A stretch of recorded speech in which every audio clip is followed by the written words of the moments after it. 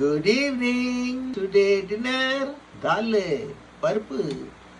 உன்னை கண்டாலே வெறுப்பு, ஆனா இப்ப பிடிக்குது. ஒரு காலத்துல இப்படிதான் சொல்லுவேன். சப்பாத்தி சூப்பரா டேஸ்ட். பருப்பு ரெண்டோ தால். நிறைய பேர் என்னை திட்டினாங்கல்ல, எல்லாருமே அண்ணா நீங்க அவங்கெல்லாம் கவலைப்படாதீங்க, நாங்க இருக்கிறோன்னு ரொம்ப பேர் மெசேஜ் போட்டிருக்காங்க ஃபேஸ்புக்கில்.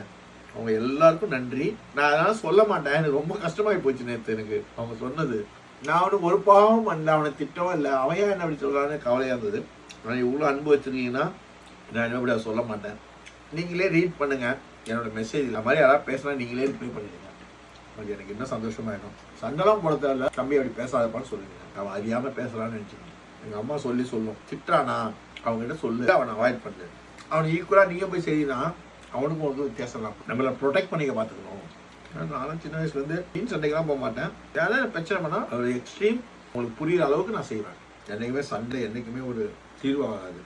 நம்ம அவனை மாதிரியே இருந்தால் நம்மளுக்கு கில்ட்டி ஃபீலிங் இருந்தால், அது மாதிரி ஆளாக இருந்தான்னு வச்சுக்கோங்க, நம்மளாம் கில்ட்டி ஃபீலிங் உள்ள ஆளுங்க. நம்ம மனசாட்சியே உறுத்தும். அதனால் I am a good business man, cut road business மேனாக தான் நான் பெரிய ஆளாக இருந்திருப்பேன். பட் அந்த அளவுக்கு எனக்கு அந்த இஞ்ச ஆள், எத்திக்கோட வாழணும்னு நினைக்கிற ஆள். அதனால பிஸ்னஸில் நான் பெருசாக பெரிய சாம்ராஜ்யத்தை உருவாக்க முடிஞ்சிருக்கும். எனக்கு இருக்க அறிவுக்கும், எனக்கு இருக்க சர்க்கிளுக்கும், எனக்கு இருக்க பேக்ரவுண்டுக்கும்.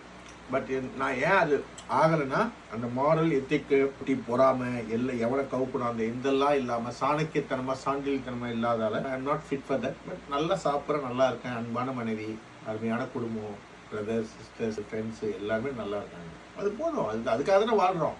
3 வேலை தான் சாப்பிட முடியும், ஒரு பெட்டில் தான் படுக்க முடியும். அப்படி தானே வாழ்க்கை. இந்த ரியாலிட்டிக்குள்ளே இருந்தால் சுபிட்சமாக இருக்கேன், சந்தோஷமாக சாப்பிட்றேன், சந்தோஷமாக இருக்கேன். நோய் நொடி இருந்தால் கூட என்னை பார்க்கறதுக்கான நல்ல டாக்டர், நல்ல டாக்டர்ஸ், என்னை பார்க்குற எல்லா டாக்டரும் நல்லா பார்க்குறாங்க, என்னை அன்பு காட்டுறாங்க. சேரிட்டிலேயே என்னை நல்லா பார்ப்பாங்க. ஏன்னா எதிர்பார்ப்பு இல்லாமல் நடக்கிறதால அது நடக்குது. அன்பு ஒன்றே அண்ணாதை, அன்பை ஆதரிக்கும். தேங்க்யூ கனமா for your feast. I love you டா.